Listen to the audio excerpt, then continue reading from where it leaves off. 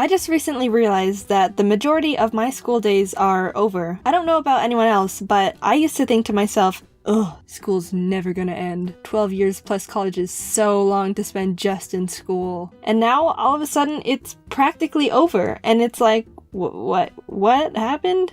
Wait, I'm not ready to be an adult yet. And you know what else is scary? I don't remember pretty much anything I learned from grade 6 up. It's just a jumble of English papers and random history I didn't care about. Kinda makes you question the education system when you think about it. So I don't remember a lot of the things I studied during school, but I do have a lot of dumb, random memories that I, for some reason, haven't forgotten about over the years. For example, in first grade, I lost my front left tooth in the middle of class and started bleeding all over the place. And the teacher had to stop in the middle of class to get me a tissue and one of those little teeth envelopes to hold the tooth I just spat out. I don't know if schools still use those, but they were the funniest concept to me. Like, you come home, oh mom, you got mail. Oh, what is it? Oh, it's not much, it's just my freaking gross saliva-covered baby tooth I ripped out of my head in the middle of school. Does school still do this? I don't know.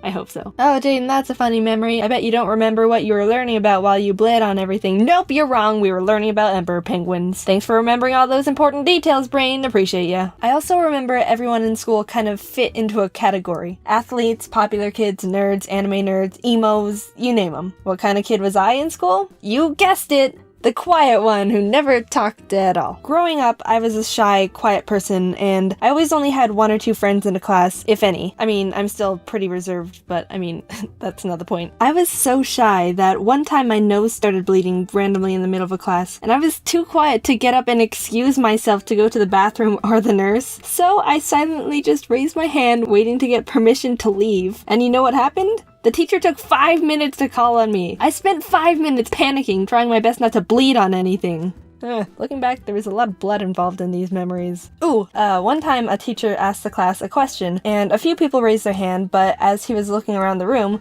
we made eye contact. Oh god. Jaiden! Crap. Everyone knows, if you don't want to be called on, don't make eye contact. It's school 101. I don't know. He went on to someone else who had their hand raised, which he should have done in the first place. If someone doesn't have their hand raised, it means they don't have the answer. Don't be mad when you call on someone without their hand raised and they don't have an answer. So he continued his lecture, and I started calming down from the surprise spotlight. But a few minutes later, he had another question. Can anyone define a peninsula? Oh, I know what a peninsula is, but I don't know how to describe it, so I won't raise my hand. Jaiden! What? Are you actually trying to give me a seizure? I don't... Do you know? No, but... No, well, I mean, yes, I know what it is. Then he yelled, "Then tell me!" The class laughed because he was being sarcastic. I thought it was funny too, but for some reason I almost started crying.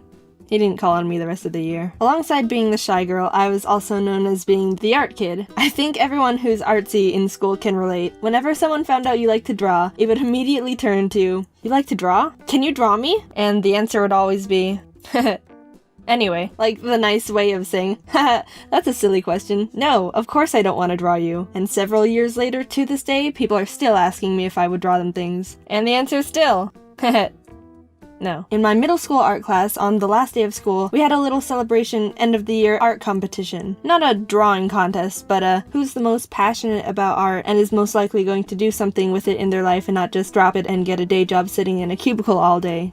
Contest. Me, having pretty much zero self-confidence, already accepted the fact that someone else would get it. I wasn't sad or anything, I just knew in my head people weren't going to vote for me because, 1, I never really talked to people, and it was a class vote, and 2, I don't know, I just didn't think I was good enough. But to my surprise, I actually won! I was so startled when the teacher called my name, like, what? Me?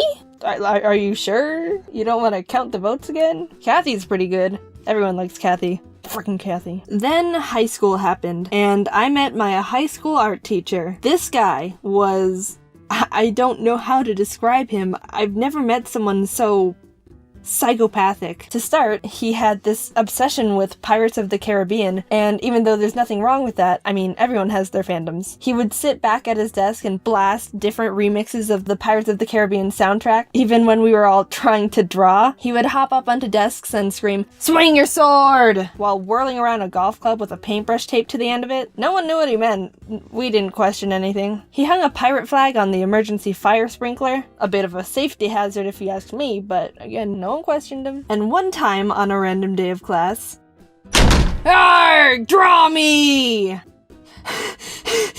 He burst through the door dressed up completely like a pirate, screaming in people's faces and running around like a crackpot. I didn't take his class anymore. But that was not the end of Mr. Captain Jack Sparrow, nope! You know why? Because he was one of the tennis coaches! Yep, and you all know who was on the tennis team. It wasn't that bad because he coached the boys' team. His ex-wife coached the girls. She got fired later on for sleeping with the track teacher, but this story isn't about her. So he'd be there while we were on the next court with our own drills. And one practice, I don't know what happened, but all of a sudden he got super hyped out of nowhere and started yelling and making a commotion, and we all kind of just stopped and looked over at him like, okay, what's he doing? And then he started yelling, "I'm gonna jump over the net!" And the rule of tennis for everyone out there is, don't jump over the net. We were all just standing there like, what the heck is going on? And then he started running to actually do it. And you know what happened? He safely jumped over the net. Wrong. His foot caught the top of it, and it slingshotted him face first into the concrete. This is why you don't jump over the net. You need to take him to the doctor. And she's like, nah, he's fine. Like, no, seriously, he could have a concussion. That was a hard hit. He's alright, he'll shake it off.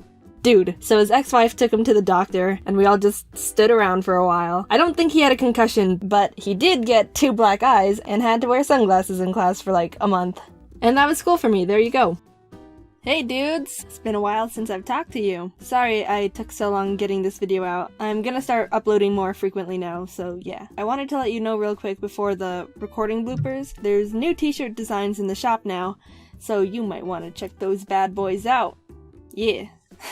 I always record in my closet, and Ari's in here with me. You got anything to say, Ari? Quack? Okay, so yeah, see you later, alligator. Quiet person, and I always only had one, and I was so shy that, oh, my neck popped.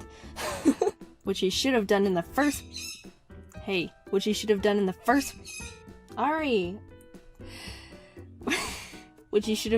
the, god dang it. I think that actually helped me continue doing art, actually. Wait.